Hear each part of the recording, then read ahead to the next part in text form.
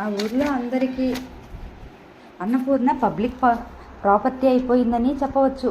Municipality దీపంని నా వివక్షత లేకుండా సమంగా అందరికీ ఎలా కాంతిని పంచి ఇస్తుందో, పురపాలక సంఘం ప్రజల వినోదం కోసం ఏర్పరిచిన పార్కులు అందరూ ఎలా కూర్చోవచ్చునో అదేవిధంగా అన్నపూర్ణమ్మ మీద అందరికీ సమానాధికారం ఏర్పడింది. అక్క కూతురి చేత అందరికీ చాకరీ చేయించి సుందరమ్మ ఊళ్ళో మంచితనాన్ని పరపతిని పుష్కలంగా సంపాదించుకుంది. ఎవరికి ఏ అవసరం కలిగినా కాస్త పూర్ణను పంపవమ్మ అంటూ కబురు వస్తుంది. వారి వారి పనులను బట్టి ఇంట్లో పనికి మళ్ళీ ఎలాంటి ఇబ్బంది లేకుండా తెల్లవారుజామున ఇంకా ముందుగానూ లేచో లేక రాత్రి పొద్దుపోయే వరకు మేలుకునో పినతల్లికి మళ్ళీ ఎలాంటి కష్టం లేకుండా అన్నీ అమర్చిపెట్టేది. భగవంతుడు అన్నపూర్ణకి చిన్నతనంలోనే తల్లిని తండ్రిని దూరం చేసినా పెరిగి పెద్దయిన తర్వాత తన సేవలతో మంచితనంతో మళ్ళీ అందరి హృదయాల్లో స్థానం సంపాదించుకోగల సహనం నేర్పి ఇచ్చి ఆశీర్వదించాడు. మాట్లాడేందుకు నోరు ఇవ్వలేదు కానీ కళ్ళతోనే భావాలు ఎదుటివారిని తెలియజెప్పే శక్తిని ప్రసాదించాడు. అన్నపూర్ణకి పినతల్లి పెళ్లి చేయదు. శాశ్వతంగా అమ్మాయి ఇలా గ్రామసేవికగానే ఉండిపోతుందనుకున్న వారందరికీ పెళ్లి ఖాయం అయిందన్న వార్త పిడుగుపాటులా వచ్చి పడింది. ఈ సంబంధం కుదరటంతో దీనికి సుందరమ్మ ఒప్పుకోవటంలో ఏదో తిరకాసు ఉందని, ఏ లాభము మోహము లేకుండా ఆవిడ ఉత్తపుణ్యానికి ఒప్పుకోదని అందరికీ అనుమానం వేసింది. అది నిజమే. అన్నపూర్ణని తన కోడలుగా చేసుకునేందుకు రాజేశ్వరమ్మ కొడుకుకి తెలియకుండా సుందరమ్మకి 1000 రూపాయలు ఇచ్చేట్టుగా ఒప్పుకుంది. పెళ్లి కొడుకు రెండో పెళ్లివాడనగానే అందరి మనసులు శాంతించినాయి. ఎంత వయసు చెల్లిన మనిషో, ఎంత ముసలి బొగ్గు అనుకున్నారు.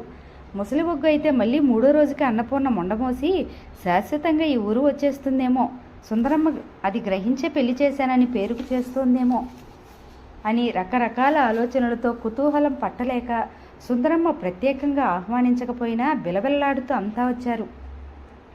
పచ్చటి పసుపు బట్టలతో పచ్చని పసుపు బట్టలతో తెల్లటి శరీర ఛాయతో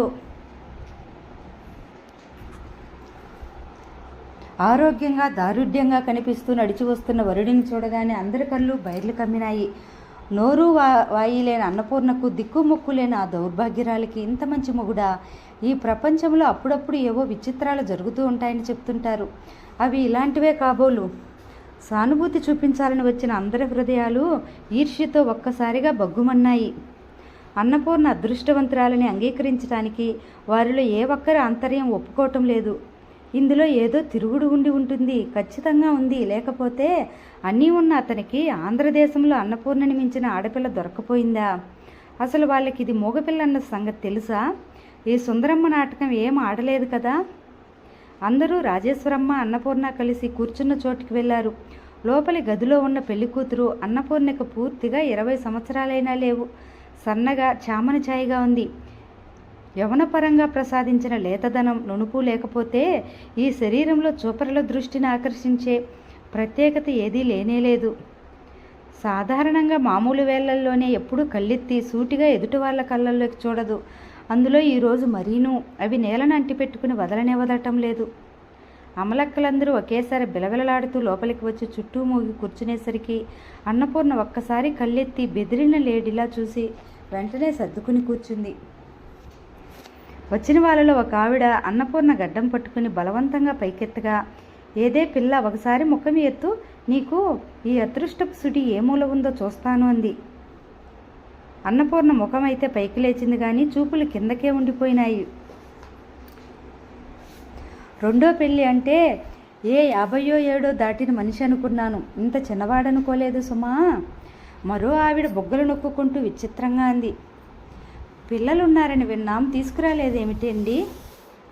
నల్లగా ఉన్న ఒక ఆవిడ తిన్నగా రాజేశ్వరమ్మని అడిగేసింది. ఊరుకో, ఆవిడ ఏమైనా అనగలదు. పక్కనున్న మరో ఆవిడ మోచేతితో అడిగిన ఆవిడ డొక్కలో పొడుస్తూ అంది.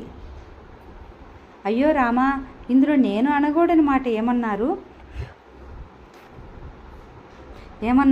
ఇదేం కొత్త? ప్రపంచంలో ఎంతమంది రెండో పెళ్లి చేసుకోవటం లేదంటూనే రాజేశ్వరమ్మ వైపు తిరిగి, ఏమండి పిన్నిగారు, మీకు ఏదైనా బాధ కలిగితే క్షమించండి నన్ను అంది. రాజేశ్వరమ్మ సంభాషణ ఎటువైపు దారితీస్తుందో గమనించి కంగారుగా, అయ్యో పర్వాలేదులేండి, దానికేముంది, పిల్లలు చదువుకుంటున్నారు, స్కూలు పోతుందని అంటూ నసిగేసింది. మా మూగముద్దు ఇంత అదృష్టవంతురాలవుతుందని కానీ ఇంత మంచి పూజ చేసుకుందని కానీ మేమెవరం కల్లో కూడా అనుకోలేదంటే నమ్మండి అంది ఒక ఆవిడ. ఏమిటో పాపం, ఈ ప్రపంచంలో ఏది లేకపోయినా బ్రతకవచ్చు కానీ నోట్లో మాట లేకుండా బ్రతకడం మహా కష్టం. మరో ఆవిడ క్రీగంట గమనిస్తూ సానుభూతిగా అంది. వాళ్ళ మాటల్లో మోగా అనే పదాన్ని ఒత్తి పలకటం రాజేశ్వరమ్మ గమనించకపోలేదు. వ్యంగ్యంగా విషం పూసిన ఈటిల్లాంటి ఆ మాటలకు ఆవిడ హృదయం చెలించలేదు. కానీ అన్నపూర్ణ బొగ్గలు ఎరుపును పులుముకున్నాయి. తను మోగదే, మాటలు రాని మనిషే. కానీ ఆ విషయం ఎత్తి స్పష్టంగా చూపించడానికి ఇది సమయము సందర్భము కాదే. వాళ్ళు అంత ప్రత్యేకంగా ఎందుకు గుర్తు చేయాలి? అవును నిజమే, తను మోగది అని తెలుసు కూడా వీళ్ళు ఎందుకు ఒప్పుకున్నారు? తన కాబోతున్న భర్త మొదట తనను చూడడానికి వస్తాడని అందరూ ఎదురు చూశారు. అతను రాలేదు. ఇక ఈ సంబంధం కానట్టే అని ఆశ వదులుకున్న సమయంలో అతను హఠాత్తుగా ఏకంగా లగ్నం పెట్టించేమని కబురు చేశారు. అసలు అతనికి తను మాట్లాడడానికి ఆసక్తిరాలని తెలుసా? తెలియకుండా మోసపోలేదు కదా. అన్నపూర్ణ గుండెలు జల్లుమన్నాయి. చాలాసేపటి నుండి ఆమె కళ్ళ ముందు ఒకే ఒక దృశ్యం పదే పదే మెదులుతోంది. అది సరిగ్గా మంగళసూత్రధారణ జరిగే సమయం. ఇద్దరి మధ్య ఉన్న సన్నటి తెర జారిపోయింది.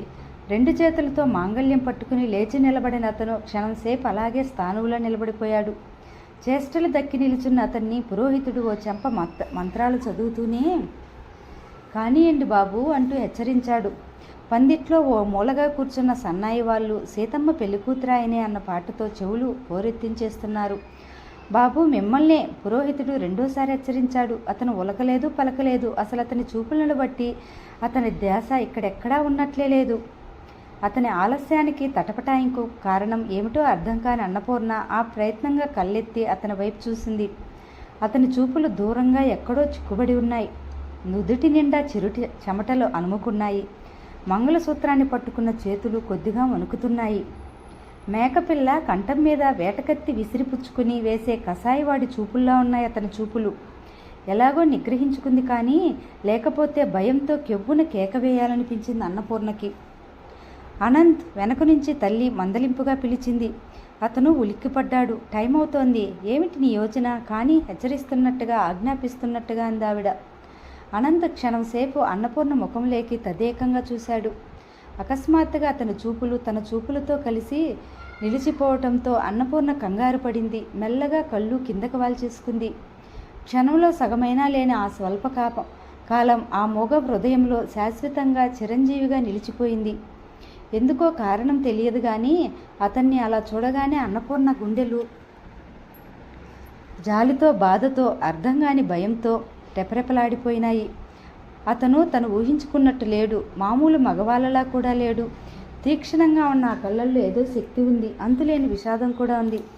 అందుకే అన్నపూర్ణకి ఆనందం బదులు బాధ కలిగింది. దగ్గర దాపు కాదు, చాలా దూరాభారం. ఛార్జీలు బోలెడవుతాయి. పెళ్ళికూతురుతో మీరెవరూ తోడు రానవసరం లేదు. పిల్లని నేను తీసుకెళ్ళిపోతాను. ఎంత త్వరగా ఈ సంసారం ఆ అమ్మాయి చేతిలో పడితే అంత త్వరగా నాకు నిశ్చింత అంది రాజేశ్వరమ్మ.